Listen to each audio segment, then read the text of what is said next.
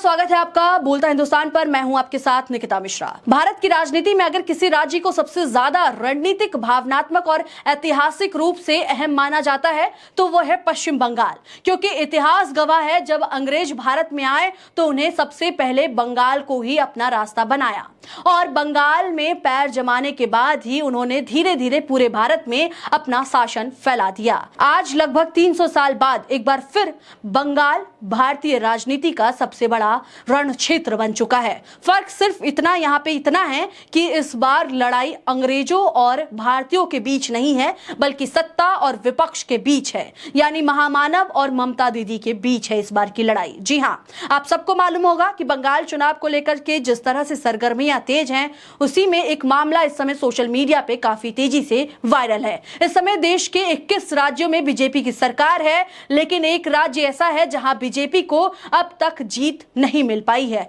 और वह है पश्चिम बंगाल।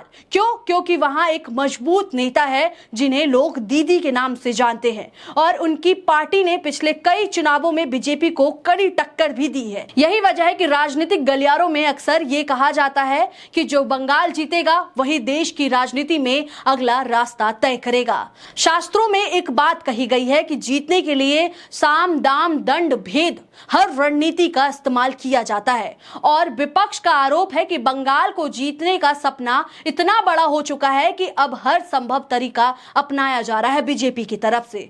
इस बीच एक नया विवाद सामने आया है जिसने चुनाव आयोग की निष्पक्षता पर सवाल खड़े कर दिए हैं, जिसने ज्ञानेश कुमार की निष्पक्षता पर सवाल खड़े कर दिए हैं। विपक्ष का आरोप है कि चुनाव आयोग के अधिकारी सरकार के पक्ष में काम कर रहे हैं, यानी निष्पक्ष रहने के बजाय वे एक खास पार्टी को फायदा पहुंचाने की कोशिश कर रहे हैं। और इस विवाद को हवा दी है टीएमसी सांसद महुआ मोइत्रा की एक पोस्ट ने। महुआ मोइत्रा ने सोशल मीडिया प्लेटफॉर्म एक्स पर कुछ तस्वीरें शेयर की है। ये तस्वीरें कथित तौर पर एक व्हाट्सएप ग्रुप की चैट की थी जिसमें चुनाव आयोग से जुड़े अधिकारी आपस में बातचीत कर रहे थे।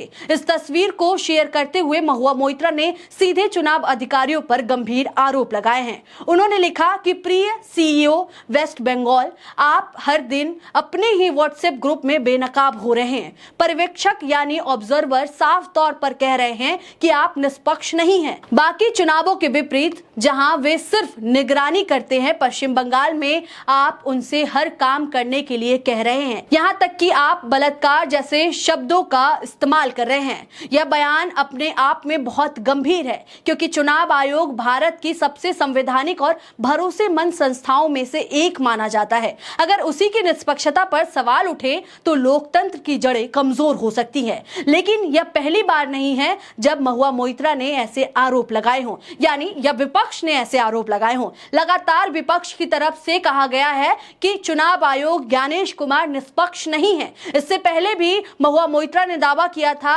कि रोल ऑब्जर्वर और माइक्रो ऑब्जर्वर मिलकर गुप्त व्हाट्सएप यानी सीक्रेट व्हाट्सएप ग्रुप बना रहे हैं। उनका कहना था कि यह ग्रुप सुप्रीम कोर्ट के दिशा निर्देशों का उल्लंघन है क्योंकि चुनाव प्रक्रिया पूरी तरह पारदर्शी और नियमों के अनुसार होनी चाहिए। महुआ मोइत्रा ने यह भी आरोप लगाया कि इन सीक्रेट ग्रुप्स का इस्तेमाल गलत निर्देश देने के लिए किया जा रहा है और इन निर्देशों के जरिए टीएमसी समर्थकों के नाम वोटर लिस्ट से हटाए जा रहे हैं। अगर ये आरोप सही साबित होता है तो यह सिर्फ एक राजनीतिक विवाद नहीं होगा, बल्कि लोकतंत्र के लिए एक गंभीर खतरा माना जाएगा, क्योंकि वोटर लिस्ट से किसी का नाम हटाना सीधे सीधे उसके लोकतांत्रिक अधिकार को छीनने जैसा है। महुआ मोइत्रा ने यह भी कहा कि चुनाव आयोग बीजेपी के इशारे पर काम कर रहा है और उसका मकसद बंगाल में विपक्ष की मतदाताओं को मतदान से वंचित करना है। अब यहां सबसे बड़ा सवाल यह उठता है कि क्या सच में चुनाव आयोग निष्पक्ष नहीं है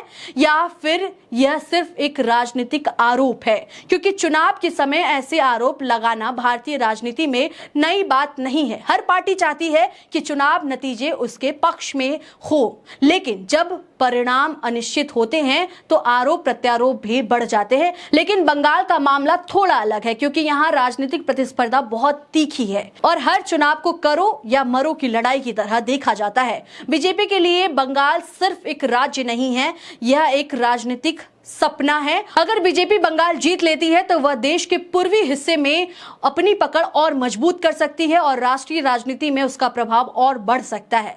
दूसरी तरफ टीएमसी और उसकी नेता के लिए बंगाल उनकी पहचान और ताकत का केंद्र है, इसलिए दोनों पक्ष इस चुनाव को किसी भी कीमत पर जीतना चाहते हैं। लेकिन लोकतंत्र में सबसे जरूरी चीज क्या है? निष्पक्ष चुनाव। अगर लोगों को यह भरोसा नहीं रहेगा कि उनका वोट सुरक्षित है तो लोकतंत्र का आधार ही हिल जाएगा। इसलिए चुनाव आयोग की जिम्मेदारी सबसे ज्यादा महत्वपूर्ण मानी जाती है। उसे न केवल निष्पक्ष होना चाहिए बल्कि निष्पक्ष दिखाई देना भी चाहिए। अब सवाल यह है कि इस विवाद का समाधान कैसे होगा। सबसे पहले इन आरोपों की निष्पक्ष जांच होनी चाहिए। अगर कोई आधिकारिक नियमों का उल्लंघन कर रहा है तो उसके खिलाफ सख्त कार्रवाई होनी चाहिए और अगर आरोप गलत साबित हो तो जनता के सामने सच्चाई स्पष्ट रूप से रखी जानी चाहिए, क्योंकि अंत में सबसे ज्यादा महत्वपूर्ण है जनता का भरोसा। बंगाल का चुनाव सिर्फ एक राजनीतिक मुकाबला नहीं है, यह लोकतंत्र की विश्वसनीयता की परीक्षा है और इस परीक्षा में सिर्फ